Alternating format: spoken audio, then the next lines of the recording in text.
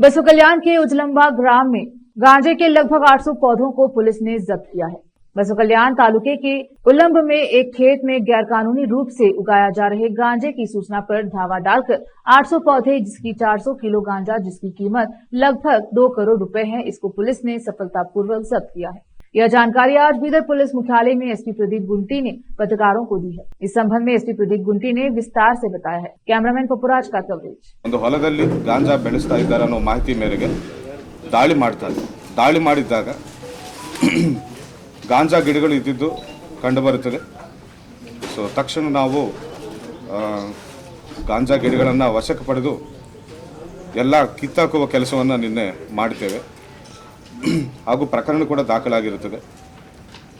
ಈ 425 survey number ಹೊಲ ನಮ್ಮ ಕರ್ನಾಟಕ ಗಡಿ ಭಾಗದಲ್ಲಿ ಬರ್ತದೆ.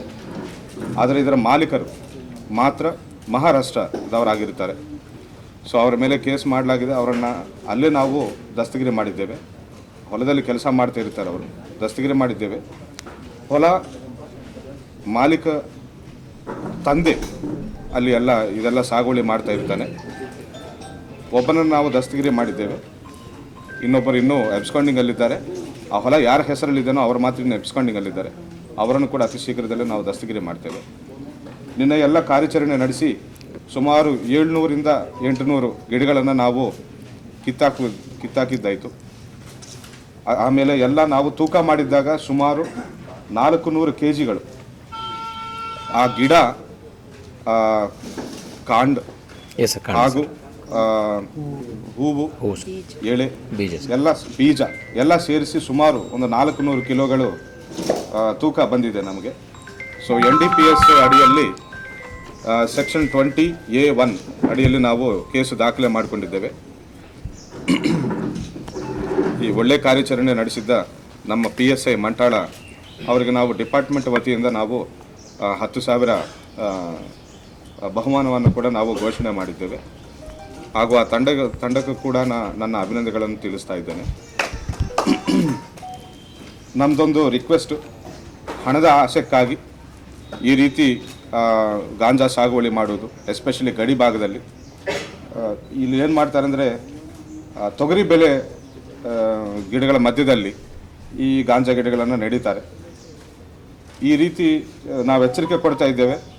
ಇಂಥ ಗಾಂಜಾ ಸಾಗುವಳಿಗಳಲ್ಲಿ ತೊಡಗಿಸ್ಕೊಂಡ್ರೆ ಕಾನೂನು ಸಂಕಷ್ಟ ನಿಮಗೆ ಎದುರಾಗುತ್ತದೆ. ಎಸ್ಪೆಷಲಿ ಈ ಸೆಕ್ಷನ್ ತುಂಬ ಕಠಿಣವಾಗಿದೆ. 10 ವರ್ಷ ರಿಗರಸ್ ಇಂಪ್ರಿಸನ್ಮೆಂಟ್ ಇದೆ ಇದು. ಆ್ಯಂಡ್ ಗೌರ್ಮೆಂಟ್ ಪಂಚರನ್ನು ಯೂಸ್ ಮಾಡ್ತಾ ಇದ್ದೇವೆ. ಸೊ ಖಂಡಿತವಾಗಿ ಶಿಕ್ಷೆ ಆಗೇ ಆಗ್ತದೆ. ನನ್ನ ಬೀದರ್ ಜನರಿಗೆ ಎಲ್ಲರಿಗೂ ನನ್ನ ಒಂದು ವಿನಂತಿ, ಈ ರೀತಿ ಯಾವುದೇ ರೀತಿ ಅಕ್ಕಪಕ್ಕದ ಹೊಲಗಳಲ್ಲಿ ಕಂಡು ಬಂದಾಗ ನಮಗೆ ಮಾಹಿತಿ ತಿಳಿಸಿ. ನಶಾಮುಕ್ತ ಬೀದರ್ ಜಿಲ್ಲೆ ನಮ್ಮ ಲಕ್ಷ್ಯವಾಗಿದೆ.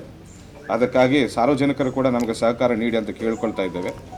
ಹಾಗೂ ಬೀಟ್ ಪೊಲೀಸರು ಕೂಡ ಒಂದು ಹದ್ದಿನ ಕಣ್ಣು, ಒಂದು ನಿಗಾ ಇಟ್ಟಿದ್ದಾರೆ ಎಲ್ಲ ಹೊಲಗಳ ಮೇಲೆ. ಅದು ಅವರದ್ದು ಆಗಲಿ ಅಥವಾ ನಮ್ಮ ಈ ಕಡೆ ಬಸವ ಕಲ್ಯಾಣ ತಾಲೂಕಾಗಲಿ, ಹುಮ್ನಾಬಾದ್ ತಾಲೂಕಾಗಲಿ, ಗಡಿ ಭಾಗಗಳಲ್ಲಿ ಎಸ್ಪೆಷಲಿ ನಾವು ಸ್ಪೆಷಲ್ ಫೋಕಸ್ ಇಟ್ಟಿದ್ದೇವೆ. ಇಂಥ ಸಾಗುವಳಿಗಳನ್ನು ನಾವು ಸಹಿಸುವುದೇ ಇಲ್ಲ. ಸೊ ದಯವಿಟ್ಟು ಎಚ್ಚರಿಕೆ ವಹಿಸಿ ಅಂತ ನಾನು ಹೇಳ್ತಾ ಇದ್ದೇನೆ.